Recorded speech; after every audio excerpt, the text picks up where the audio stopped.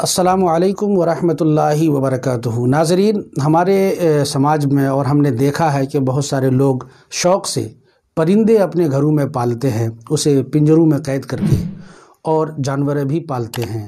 تو کیا پرندے رکھنا اور ان کو پالنا جائز ہے یا نہیں؟ اس سلسلے میں عرض ہے کہ کچھ شرائط کے ساتھ یہ جائز ہے۔ حضرت انس رضی اللہ تعالیٰ عنہ بیان کرتے ہیں کہ ان کے بھائی ابو عمیر نے ایک چڑیا پال رکھی تھی۔ رسول اکرم صلی اللہ علیہ وسلم جب تشریف لاتے تو پوچھتے تھے، یا ابا عمیر ما فعل النغیر نغر کانا یلعب بہ۔ یہ حدیث متفق علیہ ہے، بخاری و مسلم کے اندر موجود ہے۔ یعنی اے ابو عمیر، نغیر جو ایک پرندہ ہے اس کا کیا کیا؟ وہ بچہ اس پرندہ سے کھیلتا تھا۔ اس روایت سے معلوم ہوا کہ حضرت انس کے گھر میں ان کے بھائی نے ایک پرندہ پال رکھا تھا۔ حضور صلی اللہ علیہ وسلم اس کے بارے میں دریافت فرماتے تھے، مگر آپ نے اسے رکھنے سے منع نہیں کیا۔ معلوم ہوا کہ پرندوں کو گھر میں پالنے کی اجازت ہے۔ شارح بخاری حافظ ابن حجر عسقلانی فرماتے ہیں، ان فی الحدیث دلالۃ علی جواز امساک الطیر فی القفص ونحوہ، وَيَجِبُ عَلَى مَنْ حَبِسَ حَيْوَانًا مِنَ الْحَيْوَانَاتِ أَنْ يَحْسُنَ إِلَيْهِ وَيُطْعِمَهُ مَا يَحْتَاجُهُ لِقَوْلِ النبی صلی اللہ علیہ وسلم۔ یعنی اس حدیث سے پرندے کو پنجرے وغیرہ میں بند کر کے رکھنے کے جواز کی دلیل ملتی ہے۔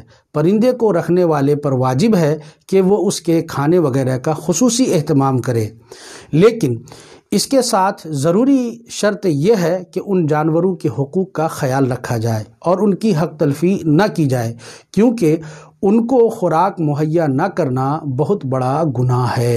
نبی اکرم صلی اللہ علیہ وسلم نے ارشاد فرمایا، بخاری شریف کی حدیث ہے، فرماتے ہیں کہ دخلت امرأۃ النار فی حرۃ ربطتها فلم تطعمها ولم تدعها تأکل من خشاش الارض۔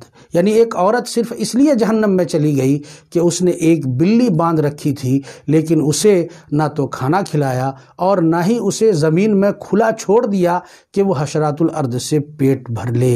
لہٰذا پرندے پالنے اور ان کا کاروبار کرنے کے لیے چند باتوں کا خیال رکھنا ضروری ہے۔ ان کے دانے اور خوراک کا خیال رکھا جائے، انہیں ستایا نہ جائے، بیمار ہونے کی صورت میں علاج و معالجہ کیا جائے۔ اگر یہ شرائط پوری کرتے ہیں تو پال سکتے ہیں، ورنہ نہیں پال سکتے، وہ گناہ ہے اور آپ کے نامہ اعمال میں گناہ لکھا جائے گا۔ ناظرین، مجھے یقین ہے کہ آپ اس مسئلے کو اچھی طرح سمجھ گئے ہوں گے۔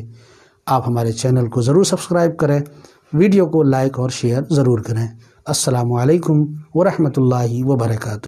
اللهم صل على سيدنا ومولانا محمد، اللهم صل على سيدنا ومولانا محمد، اللهم صل على سيدنا ومولانا محمد۔